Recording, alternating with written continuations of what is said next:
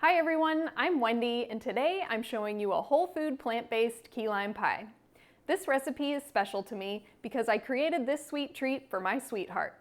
Key lime pie is one of his favorites, and this healthier version is a little bit tart, a little bit sweet, and totally delicious. I'm starting by prepping some of the filling ingredients. I'm using two 12-ounce packages of silken tofu. You can use firm or soft silken tofu. I like to use the soft just because it has fewer ingredients. I like to open my tofu over a bowl to catch any excess water. And you'll want to be careful because these are delicate. I'm placing each block of tofu in a towel and wrapping it up. This is going to absorb the excess liquid. Unlike regular tofu, silken tofu is very delicate, so you want to be very careful here. I'm setting a plate on top of the wrapped tofu and then putting a pot on top to weight it down. You want something that's heavy enough to gently press it, but not so heavy that you smash the tofu. For best results, you'll want to let this press for at least an hour. The pie will still work and taste okay if you don't press the tofu this long, but the filling will be a little bit soupier and it'll take longer to set up. Plus, it might make the crust a little bit soggy. So for best results, press the tofu for about an hour. And then I'll set this aside while I get everything else ready. For the crust, I'm starting with roasted chestnuts. You may be able to find these in some grocery stores, but I'm only able to find it online. I bought these from Thrive Market. If you can't find roasted chestnuts, walnuts or pecans would also work. Chestnuts are just a great lower fat alternative if that's something that's important to you. And ironically, the best by date on my roasted chestnuts was Valentine's Day, so it's perfect that I had already planned to make it now. Next, I'm adding one heaping half a cup of rolled oats and about 6 to 7 chopped medjool dates. You can use other varieties of dates. It'll end up being about 1 cup of chopped dates.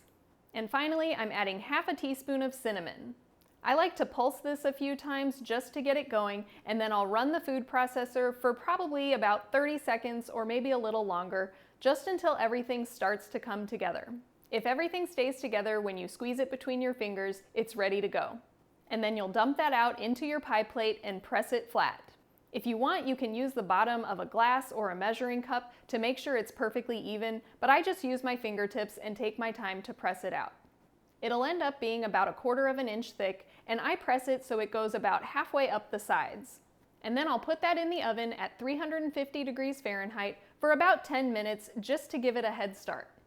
Don't wash your food processor just yet because we'll use it for the filling, so just set that aside, no need to do extra dishes. Next, I'm preparing my lime juice. If you wanted to make this a truly key lime pie, you could use key limes. I'm not often able to find those where I live, so I just use regular limes.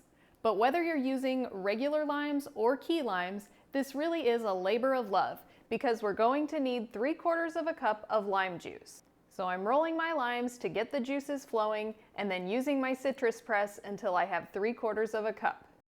At this point, you can take the pie crust out of the oven to let it cool while you blend the filling. So we'll grab our food processor once again, carefully unwrap the silken tofu and add it to the food processor. Next, I'm adding the lime juice, and then depending on how sweet you like it, you can add anywhere from 1/4 to 1/2 cup of date sugar. I'm using a little bit less than 1/2 cup. And finally, I'm adding 2 teaspoons of vanilla powder. You could also use vanilla extract. If you use the vanilla powder, it will put little brown flecks into your pie, but I just love the flavor of vanilla powder so much more than vanilla extract. And then run the food processor until this is nice and smooth. And you could go ahead and just eat this filling as it is. None of this needs to be cooked, so you could eat it as a key lime pudding. You could pour it into the crust and have a cream pie filling, but I'm going to go ahead and bake this again at 350 degrees, and I'll bake it for about 30 to 40 minutes. When it comes out of the oven, it'll be a little more firm, but it'll still be quite soft and jiggly, so be careful taking it out of the oven. You'll want to allow this to cool and then chill it completely in the refrigerator. If you try to serve it before it's chilled, it might fall apart. But if your patience is running low, it'll still taste delicious either way.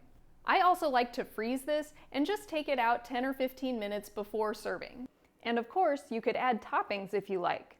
If you want it a little bit sweeter, you could add a drizzle of date syrup or maybe add a dollop of aquafaba whipped cream or other vegan whipped topping. I like to enjoy mine plain. I've got a piece here to try.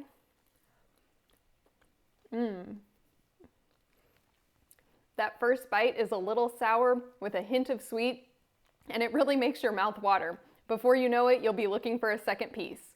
I hope you enjoyed this video. Thanks for watching, and I hope to see you next time.